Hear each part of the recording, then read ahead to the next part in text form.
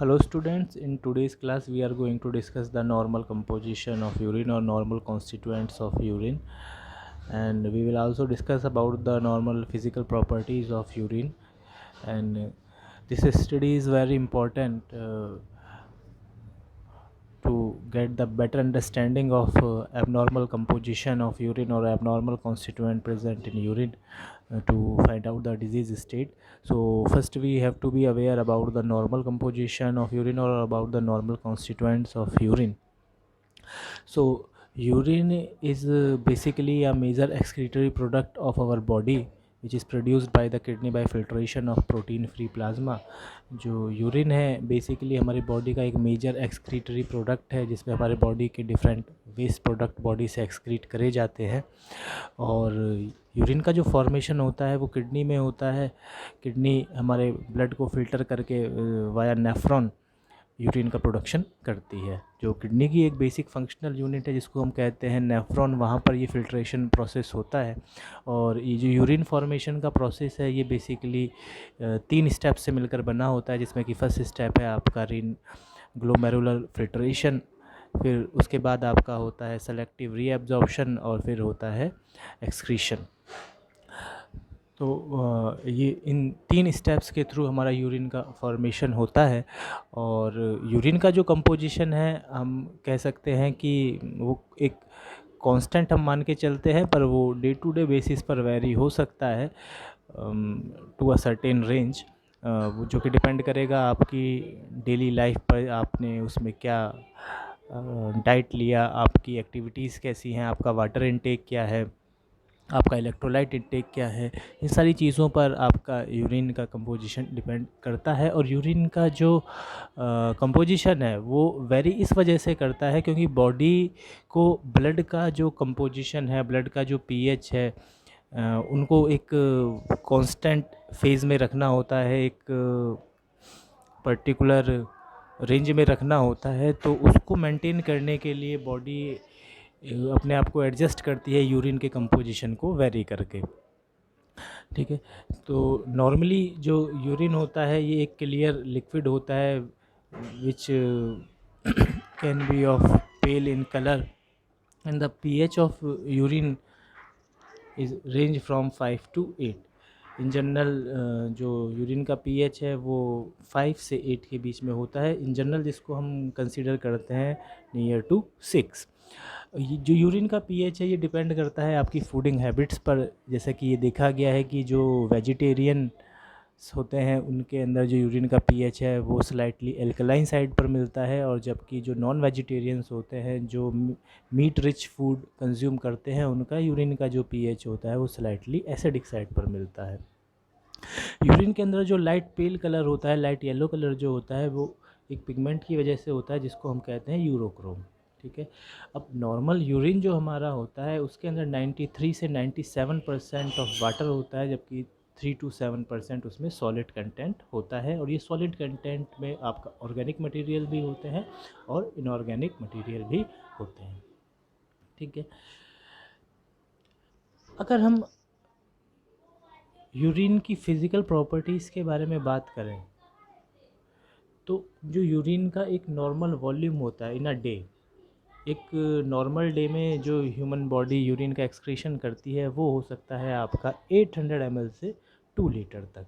ये जो वॉल्यूम है 800 ml से 2 लीटर, ये नॉर्मल कंसिडर करा जाता है for a healthy human being. अब अगर यूरिन का वॉल्यूम आपका 400 ml से कम होता है इन अ डे, यूरिन प्रोडक्शन अगर 400 ml से कम होता है इन अ डे, तो उस कंडीशन को हम बोलते हैं ओलिगूरिया, जहाँ पर यूरिन का जो वॉल्यूम है या जो आउटपुट है वो 400 ml से कम होगा, तो उस कंडीशन को बोला जाएगा ओलिगूरिया। और अगर ये आउटपुट 100 ml या उससे भी कम हो जाए, या बिल्कुल ही यूरिन का आउटपुट ना हो, यूरिन का प्रोडक्शन ना हो, तो उस कंडीशन को हम बोलते हैं एनूरिया। यानी कि जहाँ पर जो यूरिन फॉर्मेशन है वो सीज़ हो चुका है या वो 100 ml या उससे लेस है तो उस कंडीशन को हम बोलेंगे एनूरिया, और जहाँ पर ये यूरिन का प्रोडक्शन या आउटपुट 400 ml है उस कंडीशन को हम बोलेंगे ओलिगोरिया। ठीक है, अगर 400 ml तक यूरिन आउटपुट होता है तो उसको हम कहते हैं ओलिगोरिया, और अगर यूरिन आउटपुट 100 ml होता है या बिल्कुल सीज हो जाता है, बिल्कुल यूरिन आउटपुट नहीं होता है, तो उस कंडीशन को हम बोलेंगे एनूरिया। और अगर किसी कंडीशन में यूरिन का आउटपुट 2 लीटर से ज़्यादा हो जाता है, मोर देन 2 लीटर हो जाता है, तो उस कंडीशन को हम कहते हैं पॉलीयूरिया। ठीक है, पॉलीयूरिया जो कंडीशन है ये हमें डायबिटिक पेशेंट्स के अंदर देखने को मिलती है। ठीक है, और ओलिगोरिया एंड एनूरिया जो कंडीशन है ये आपको अगर कोई किडनी रिलेटेड इशू हो गए हैं या आपकी बॉडी सीवियरली डिहाइड्रेट हो गई है तो वहाँ पर आपको ये कंडीशन देखने को मिलेंगे। अब हम बात करते हैं ऑडियोर की। तो यूरिन, जो नॉर्मल यूरिन है उसकी एक पिक्यूलियर एरोमेटिक स्मेल होती है। ठीक है, और फ्रेश यूरिन को अगर आप थोड़ी समय के लिए छोड़ दें, रख दें, तो उसके अंदर क्योंकि अमोनिया का प्रोडक्शन होगा वाया यूरिया, तो फिर आपको एक अमोनिकल स्मेल, वहाँ पर इंटेंस अमोनिकल स्मेल आपको देखने को मिलेगी। जो नॉर्मल यूरिन का कलर होता है वो पेल येलो हो सकता है। ठीक है, ये कलर लेस भी हो सकता है, वो डिपेंड करता है कि जो सब्जेक्ट है उसका वाटर इनटेक क्या है। ठीक है, उसकी फूडिंग हैबिट क्या है। तो कलर लेस से पेल येलो जो यूरिन होता है उसको नॉर्मल कंसीडर करा जाता है। अपीयरेंस जो नॉर्मल यूरिन का होता है वो क्लियर होता है, उसमें कोई टर्बिडिटी नहीं होती है, उसमें कोई पार्टिकल विजिबल्स नहीं होते हैं, वो एकदम क्लियर इन अपीयरेंस होता है, तो उसको एक नॉर्मल यूरिन कंसीडर किया जाता है। अगर वहाँ पर टर्बिडिटी है या कुछ और पार्टिकुलेट मैटर आपको विजिबल हैं तो वो किसी डिजीज़ कंडीशन को रिप्रेजेंट करता है। फिर अगेन अगर हम पीएच की बात करें तो जो यूरिन का पीएच है वो पीएच 5 से पीएच 8 के बीच वेरी करता है, डिपेंड करेगा आपकी फूडिंग हैबिट्स पर इन जनरल हम यूरिन के पीएच को क्लोज टू 6 कंसीडर करते हैं। स्पेसिफिक ग्रेविटी की अगर हम बात करें तो यूरिन की जो नॉर्मल यूरिन की जो स्पेसिफिक ग्रेविटी है वो होती है इन जनरल 1.012 से 1.025 तक, और ये डिपेंड करेगी आपके टोटल सॉलिड कंटेंट पर जो यूरिन में प्रेजेंट है। टोटल सॉलिड कंटेंट जो यूरिन में प्रेजेंट होता है पर लीटर वो आपका हो सकता है 30 ग्राम से 70 ग्राम पर लीटर। इन जनरल एवरेजली हम इसको कंसिडर कर लेते हैं 50 ग्राम पर लीटर। अब अगर हम solid contents of normal urine की बात करें तो जो सॉलिड कंटेंट ऑफ यूरिन है या सॉलिड कॉन्स्टिट्यूएंट ऑफ यूरिन है उनको हम दो पार्ट में डिवाइड कर सकते हैं, organic constituent and inorganic constituent. तो अगर हम ऑर्गेनिक कॉन्स्टिट्यूएंट के बारे में बात करें तो इन आर डे जो डिफरेंट ऑर्गेनिक कॉन्स्टिट्यूएंट यूरिन में प्रेजेंट होंगे वो किस अमाउंट में होंगे और कौन कौन से नॉर्मल कॉन्स्टिट्यूएंट आपके यूरिन में प्रेजेंट होते हैं वो हम आगे डिस्कस करते हैं। जैसे कि जो टोटल नाइट्रोजिनस सॉलिड कंटेंट आपके यूरिन में होगा वो होगा आपका 25 ग्राम से 35 ग्राम इन अ डे।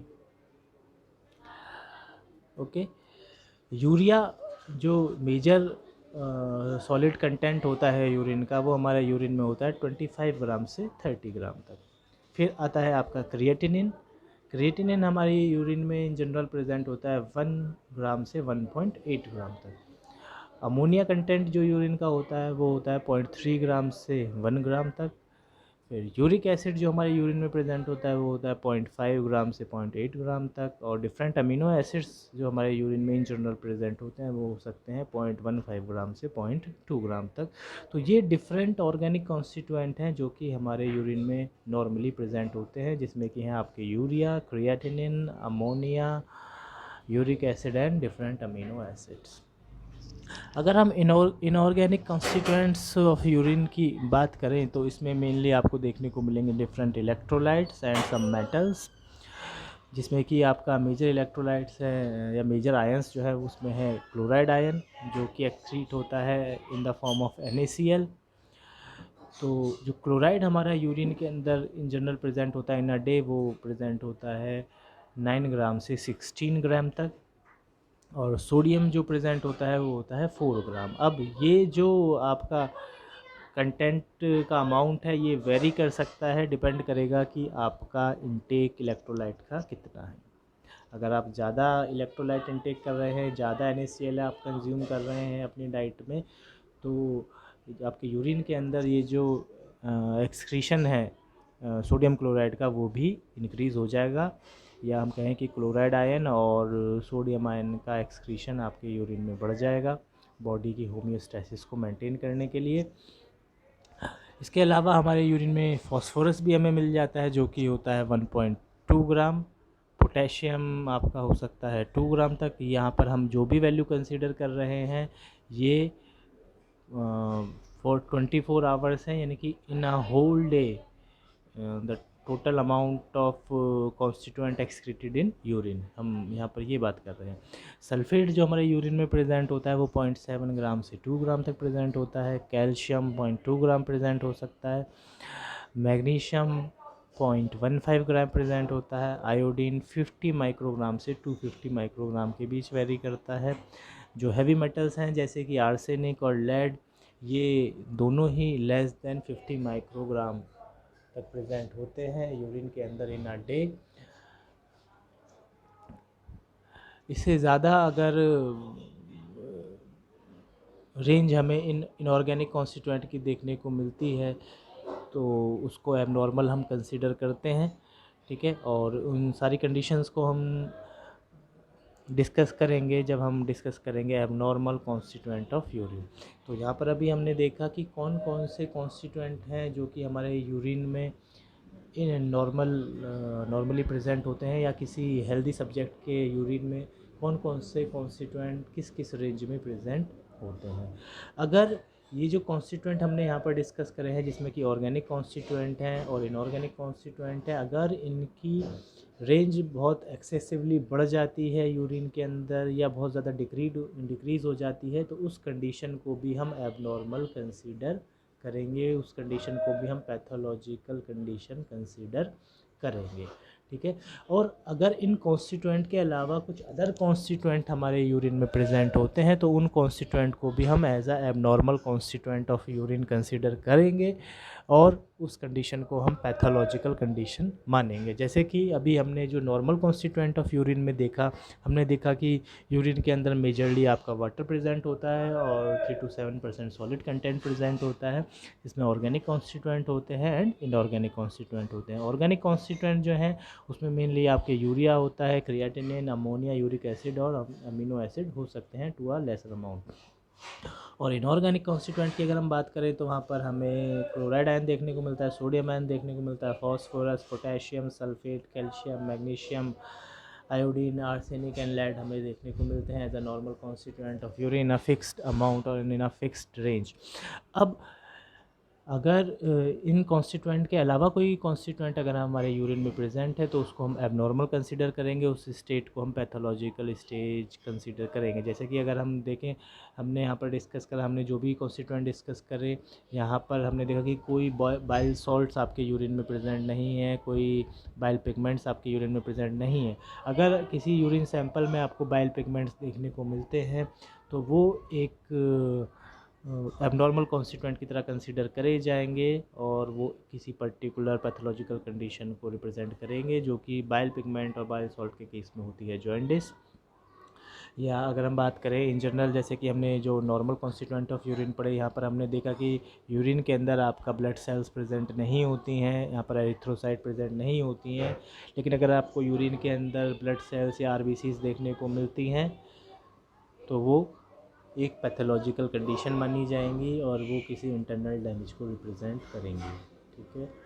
तो ये जो एबनॉर्मल कॉन्स्टिट्यूएंट ऑफ यूरिन है इनको हम नेक्स्ट क्लास में डिस्कस करेंगे। So this is all for this class, thank you.